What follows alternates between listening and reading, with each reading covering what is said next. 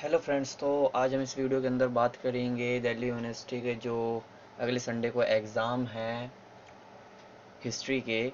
तो उसके लिए जो वीडियोस की सेक्शन सीरीज़ मैंने लॉन्च करने वाला हूँ पूरी की पूरी। तो इसके लिए आपको डेली एक या दो वीडियो मिलेगी, 30 मिनट या 40 मिनट तक की या उससे कम की भी।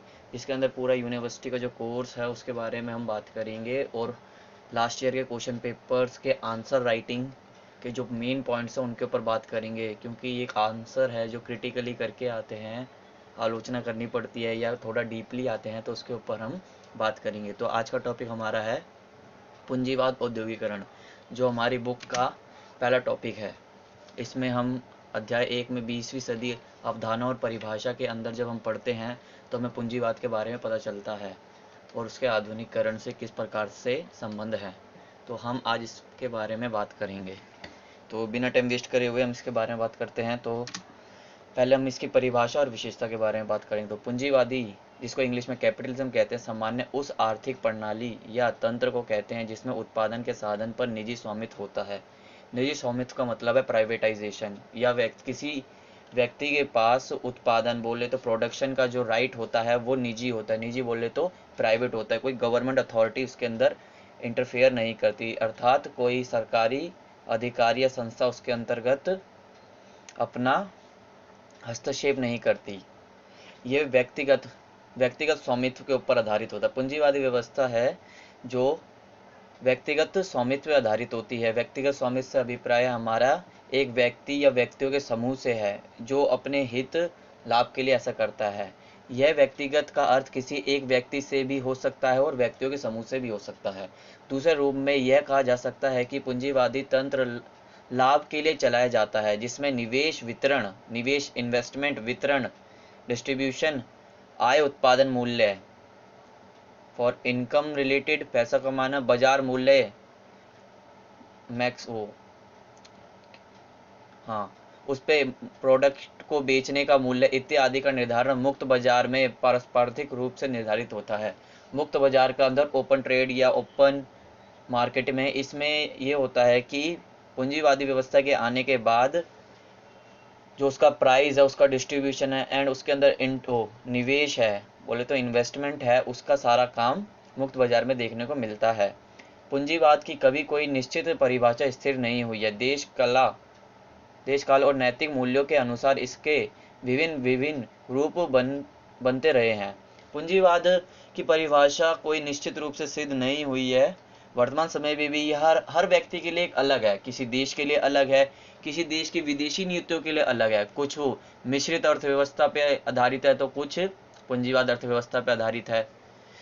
तो जैसे भारत जो मिश्रित अर्थव्यवस्था पर आधारित है, अमेरिका पूंजीवादी अर्थव्यवस्था पे है, चीन अभी भी साम्यवाद या साम्यवाद अर्थव्यवस्था पर आधारित है। तो इसकी कोई निश्चित अवधारणा नहीं है, दोनों को मिक्स करके भी हो जाती है, कभी एक सिंगल अकेली चलती है। जैसे भारत में मिश्रित अर्थव्यवस्था को अपनाया गया है। अब इसकी विशेषता है, तो पूंजीवादी औद्योगिकरण की विशेषता क्या है? उत्पादन एवं विनिर्माण के साधनों के निजी स्वामित्व। जैसे कि हमने पहली बात परिभाषा से ही हमें पता चलता है कि इसकी विशेषता क्या होगी।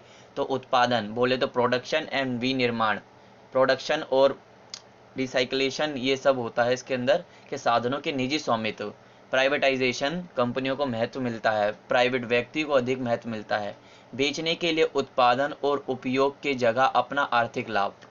बेचने के लिए वो कोई गवर्नमेंट अथॉरिटी नहीं है कि वो सस्ते में देगा या महंगे में देगा, वो अपना प्रोडक्शन करेगा, उस प्रोडक्शन पे अपनी लागत और उसके ऊपर अपना प्रॉफिट। जैसे कि भारत में राशन की दुकानों पे जो मिलता है उसके अंदर 2 या 3 रुपए का राशन प्रोवाइड करा जाता है, मगर पूंजीवाद उदारीकरण के आने की वजह से वह अपना आर्थिक प्रबलता, अपने आर्थिक इच्छा, अपने आर्थिक पैसे को मजबूत बनाने पर ध्यान देता है, व्यापार को बढ़ावा मिलता है। पूंजीवाद व्यवस्था के आने से, पूंजीवादी उदारीकरण से आने से व्यापार को बहुत बढ़ावा मिलता है, क्योंकि हर कोई अपना एक नया फर्म, एक नया उद्योग स्थापित करना, नया औद्योगिकरण के अंदर हिस्सा देने के लिए इच्छुक होता है। मजदूर व रोजगारों में उन्नति होती है। मजदूर और रोजगारों में उन्नति साफ होएगी, क्योंकि सरकारी नौकरियों के अंतर्गत इतनी क्षमता नहीं है कि पूर्ण भारत या पूर्ण विश्व जैसे अनेक संस्थाएं उनको लाभ प्रोवाइड कर सके। इसी से वह मजदूरों को पूंजीवादी क्षेत्र या औद्योगिकरण क्षेत्रों में अधिक महत्व मिलता है और इसी से वह रोजगार में उन्नति होती है। तो परिभाषा किस प्रकार से हमने देख ली और विशेषता किस प्रकार से अब वो हमने देख ली है। तो अब पूंजीवादी के दो चरण हमारे सामने देखने को मिलते हैं। तो सबसे पहले चरण में हम इसको देखते हैं। तो सबसे पहला चरण व्यापार या वाणिज्य पूंजीवाद के नाम से जाना जाता है। इसका नाम पहला चरण है व्यापार या वाणिज्य पूंजीवाद के नाम से जाना जाता है। व्यापार और वाणिज्य के नाम से जाना जाता है, जो कि 15वीं से लेके 18वीं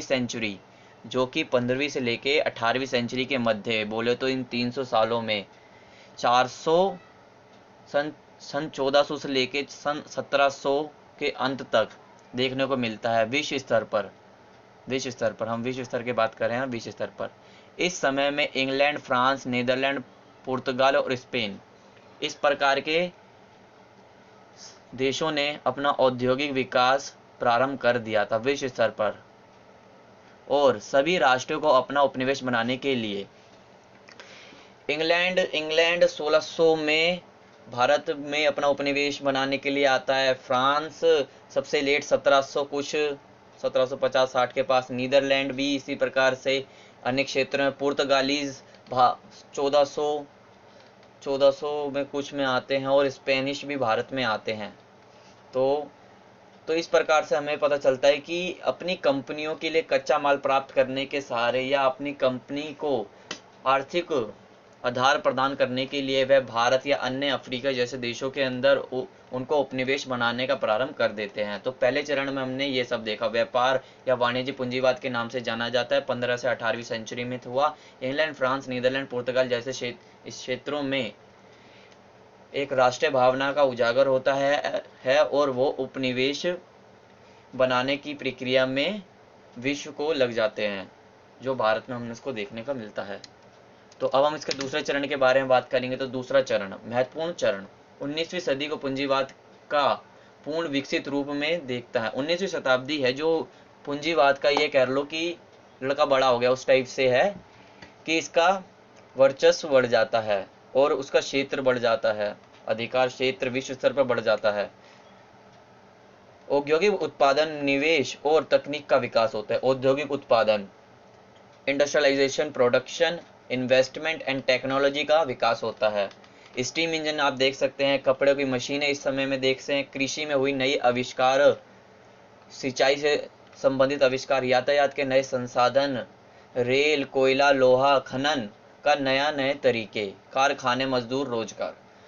यातायात के संसाधन, क्योंकि यातायात के संसाधनों से वह उपनिवेश जो भारत को बनाया या अन्य देशों को बनाया, तो यहाँ से सामान ले जाने के लिए उनको यातायात का संसाधनों का विकास करना पड़ा। आंतरिक देशों के अंदर व्यापार को प्रोत्साहन करने के लिए उन्होंने रेलों का, कोयलों, लोहा खानों को खोदने का नए तरीके ढूंढे गए, नई मशीनों का इजाद किया गया। इन्हीं कारखानों में मजदूरों की संख्या बढ़ी और रोजगार प्रदान हुआ। तो इस प्रकार से हमने औद्योगिकरण के दोनों चरण देख लिए। तो अब हम बात करते हैं इसी अध्ययन के अंदर जो दूसरा टॉपिक है और जिसके ऊपर प्रश्न भी आता है, वो है आधुनिकता। आधुनिक शब्द आमतौर पर उत्तर पारंपरिक, उत्तर मध्ययुगीन ऐतिहासिक अवधि को संदर्भित करता है। उत्तर पारंपरिक, जो उत्तर पारंपरिक से रहता है विश्व स्तर पर या फ्रांस या यूरोप के क्षेत्रों में उत्तर पारंपरिक जो व्यवस्था रही 14 से लेकर 17वीं सदी के बीच में, उसके बारे में बताता है। और उत्तर मध्ययुगीन इसी समय को बताता है, अवधि को संदर्भ करता है। जो सामंतवाद भू वितरण से पूंजीवाद, औद्योगिकरण, धननिरपेक्ष और पुरस्कारों की ओर कदम बढ़ाने से है। आधुनिकता में सामंतवाद जो विश्व स्तर पर व्यवस्था चल रही थी 14वीं सदी से लेकर 17वीं सदी के बाद से, तो ये विश्व अर्थव्यवस्था अथवा विश्व के समांतर वितरण को प्रभावित करने के लिए इसमें विभिन्न प्रकार के औद्योगिकरण और पूंजीकरण और धर्मनिरपेक्ष की तरफ वो अपना आग्रह करता है। क्योंकि उस समय में यह देखा जाता है कि फ्रांस की क्रांति हो चुकी थी, इंग्लैंड, जर्मनी, जापान में भी एक इसी प्रकार से राष्ट्रीय भावना का उदय हो रहा था और सब अपने स्वामित्व, निजी अधिकारों के बारे में बात करने का प्रयास कर रहे थे। तो इसी प्रकार से आधुनिकता पूंजीवादी औद्योगिकरण, धर्मनिरपेक्षता का परोकार की ओर कदम बढ़ाने से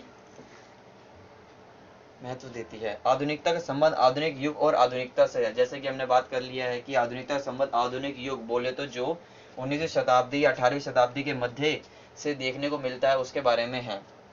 साथ ही इसका कारण हुआ एनलाइटमेंट बोले तो बौद्धिक तत्व, क्योंकि यूरोप के समय जब यूरोप की क्रांति यो में फ्रांस और आदि देशों के बारे में जब हम बात करते हैं, उनकी क्रांतियों के बारे में बात करते हैं या अध्ययन करने का प्राप्त करते हैं, तो उस समय में कई कई विचारधाराओं के बारे में पता चलता है, जैसे स्वतंत्रता, सार्वभौमता, समानता, वोटिंग राइट्स, इस प्रकार से।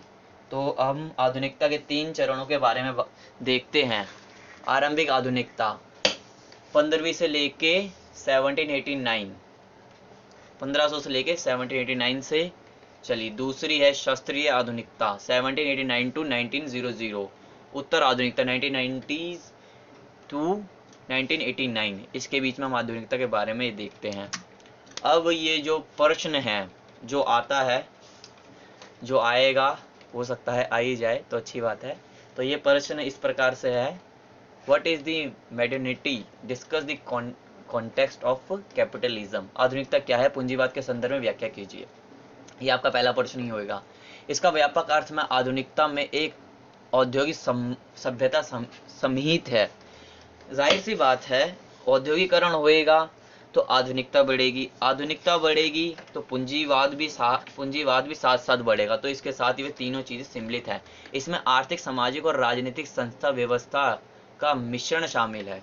इसमें आर्थिक, सामाजिक, राजनीतिक संस्थाओं तीनों रूप से सबों का मिश्रण शामिल है। जो पूंजीवादी औद्योगिकरण की प्रगति से संबंधित है, जैसे निजी संपत्ति का अधिकार, सरकार, स्वतंत्र देश, लोकप्रियता, सार्वभौमता की धारणा, निर्वाचक प्रजातंत्र का आभास, समाज की धार्मिक निरपेक्षता, धार्मिक सहपूर्णता का मूल्य और व्यक्तिगत अधिकार। सरकार, इसको सरकार बनने का जब पूंजीवादी सरकार को बढ़ावा मिलता है, स्वतंत्र देशों को बढ़ावा मिलता है, लोकप्रियता बढ़ती है, सार्वभौमता बढ़ती है। सार्वभौमता यूनिटी होती है किसी देश की। निजी संपत्ति के अधिकार को बढ़ावा मिलता है, निर्वाचन के क्षेत्रों के बारे में लोगों को पता चलता है, समाज की धार्मिक निरपेक्षता बढ़ता है, क्योंकि उस समय फिर धर्म किसी एक समाज पर आधारित नहीं होता है। उसका अर्थ होता है आधुनिकता करना, और आधुनिकता के अंदर किसी धर्म को आधार बनाकर विकास नहीं किया जा सकता है, इसलिए इसका विकास इस प्रकार से होता है। इसमें इसमें 19वीं सदी को आधुनिकता के प्रथम चरण की संज्ञा दी गया है। इसको 19वीं सदी की आधुनिकता के प्रथम चरण में संज्ञा इसलिए दिया गया है क्योंकि उपयुक्त लिखित बातों से हमें यह प्राप्त होता है कि किस प्रकार से इसको आधुनिकता का प्रथम चरण कहा गया है। यह आधुनिकता था नए आविष्कार, वाष्प इंजन, जहाजों और पेट्रोलियम पर इस समय अलग प्रकार से हमको देखने को मिलती है। तो हमने क्वेश्चंस का डिस्कशन कर लिया है। तो अब इसके बाद अगर आपको कोई क्वारीज हो इस क्वेश्चन से रिलेटेड या इस टॉपिक से रिलेटेड, क्योंकि ये टॉपिक ज़्यादा इंपॉर्टेंट नहीं है, इसमें सिर्फ सिंपल क्वेश्चंस की बात करी गई है, सिंपल सीधा क्वेश्चन आएगा, इसलिए मैंने इसको ज़्यादा ब्रॉडली वे में कन्वर्ट करके बताने की कोशिश नहीं करी है। तो आपको अच्छा लगता है तो ये टॉपिक तो लाइक करें, शेयर करें एंड सब्सक्राइब करें। इफ़ एनी क्वारीज तो contact me in a comment box, and also मैंने मेल आईडी प्रोवाइड कर रखी है, उस पर बात कर सकते हैं। किसी के पास स्टडी मटेरियल से प्रॉब्लम है तो मैं इसके नीचे एक ग्रुप, टेलीग्राम ग्रुप का लिंक भेज दूंगा, वहाँ पर मैं आपको स्टडी मटेरियल भी प्रोवाइड कर दूंगा, बुक्स। और जिस किसी को ये होल वीडियो की पीपीटी चाहिए उसका लिंक भी डिस्क्रिप्शन के अंदर मिल जाएगा। सो ज़्यादा स्टडी करने या नोट्स बनाने की ज़रूरत नहीं है, पीपीटी से उसको स्क्रॉल करके स्टडी की जा सकती है। तो ठीक है, इस वीडियो का मैं एंड यहीं पर करता हूँ। तो bye, take care and best of luck with your exams जो नेक्स्ट संडे होने वाले हैं। तो हमारी फर्स्ट वीडियो आज कंप्लीट हो गई है, नेक्स्ट वीडियो आपको जल्द ही मिल जाएगी। तो सब्सक्राइब करना ना भूलें चैनल को। तो बाय, टेक केयर।